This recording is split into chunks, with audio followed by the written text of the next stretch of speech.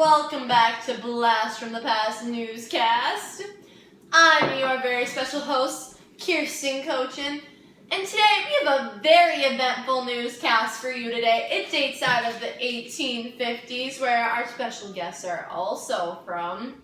First up, we have a very special man, John C. Calhoun. He is a Democrat, and we are going to talk to him about some of his views. Hi guys, I'm John C. Calhoun, and I'm here to answer any questions you guys have. Okay, John, well, our first question, we're just going to dive on into it with a big one. What are your views on slavery? I believe that slaves are protected property, and I believe right now slavery is being threatened by the Republican Party and also Northerners. Okay. Would you ever be open to compromise with the Northerners? No, I do not like compromise, and I'm not open to it at all. I will not compromise under any circumstance. I mean, we keep hearing about this bleeding Kansas in the news, like, coming through our station to report. That sounds pretty terrible. Why would you not want to compromise over something like that? What was that? Alright, the Bleeding Kansas. Yes, it was a big, tragic event. It was a conflict that killed over 200 people. They were killed over slavery, in fact. And in my views, I believe that it was a mini civil war. Well, if you're saying it's a mini civil war, why would you not want to compromise over something that terrible? I just am not open to compromising. Okay, John, well, that's all we have for you. Thank you. Next, we're going to transition into our next guest, but first, here's the fun fact of the day. Woo! Okay. The Republican Party was founded in Ripon, Wisconsin. Hey! In 1854, it formed after the fall of the Whig Party. How exciting. Our next guest is Stephen Douglas, or as his homeboys like to call him, the Little Giant. Hey! How are you doing today? I'm doing great. How are you, Little Giant? I'm doing quite well myself. Okay, well, I just wanted to talk to you about your core beliefs and things you thought were right and just. Can you give me some examples? I believe that to keep power within the states and to let the nation grow westward. Not eastward? Nope, westward. Just westward, okay.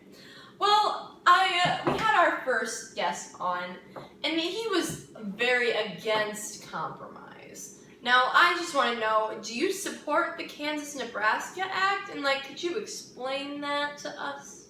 Yes, in fact, I led it myself, and I supported the compromise of the Kansas-Nebraska Act, which was also allowing these territories, which was Kansas and Nebraska, to have slavery through popular sovereignty. And this went against the Missouri Compromise, which the Missouri Compromise regulated slavery with free states and against free states and slave states. You know what I mean. Yes, I do.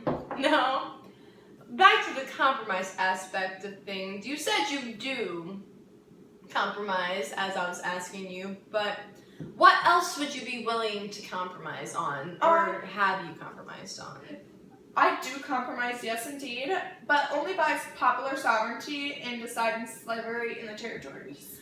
Okay, well, we keep hearing about this tragic sack of Lawrence. Yes. Now, I would love it if you would just elaborate on that a little more. Well, the sack of Lawrence itself was a rivalry against anti-slavery town, which was Lawrence, and things that happened there were indeed tragic. Buildings were burned, and so were printing presses and homes. People were killed.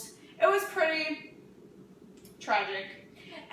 But to me, they had it coming to them. You say they had it coming to them. Yes, indeed. Why?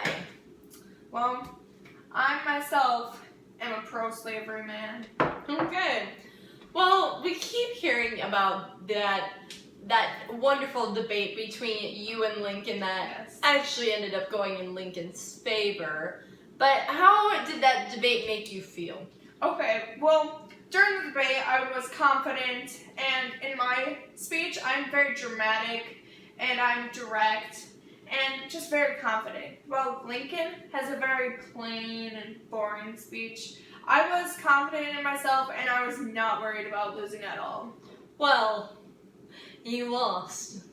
I know. Okay, well, considering that Lincoln won, how did that make you feel? I feel I've lost my political beliefs and voice for the South. Lincoln was not even on the bill for the South. They will start to rebel soon. Well, I know this is terrible to say, but you know, the more rebellion, the more news we have over here at Blast from the Past News. Very true. Well, that's all we have for you today. Next, we have your opponent, Mr. Abe Lincoln. Oh. But first, in our transition time, you're going to get to hear some nice music from the slaves and abolitionists.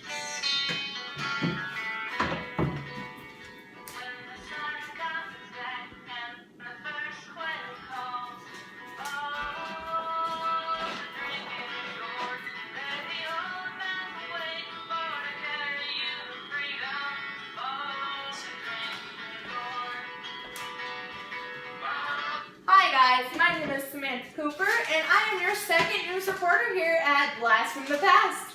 Alright, and before we have our next special guest, I'm going to just tell you guys a few special facts. Alright, Kansas was admitted a free state only weeks after 8 southern states seceded from the Union.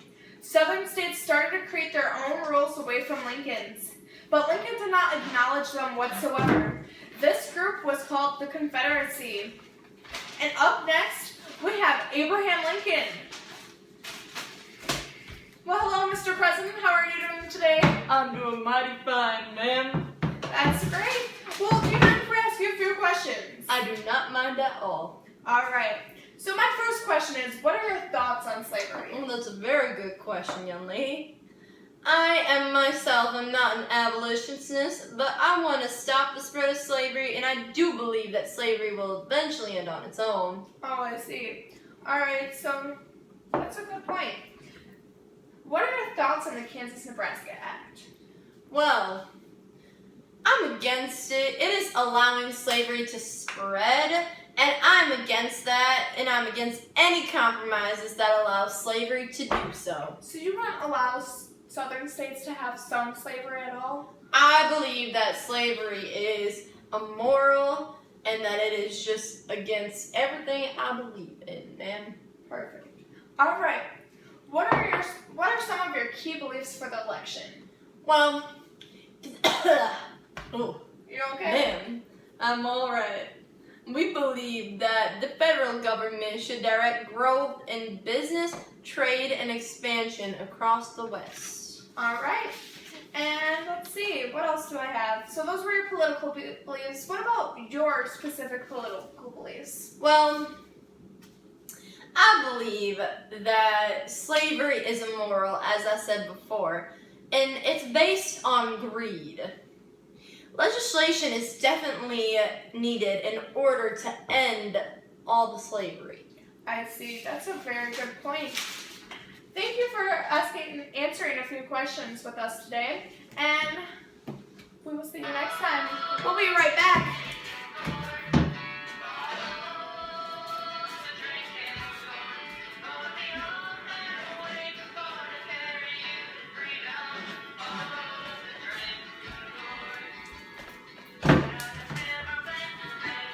Okay, everyone.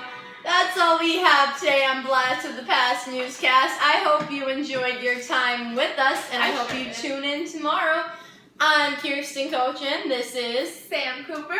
And next time we are going to have Migration and industrialization. Yeah. Today was a great episode, and next week will be also. Thank you. I'm going to play us out on some drinking gourd. Have a great night, everyone.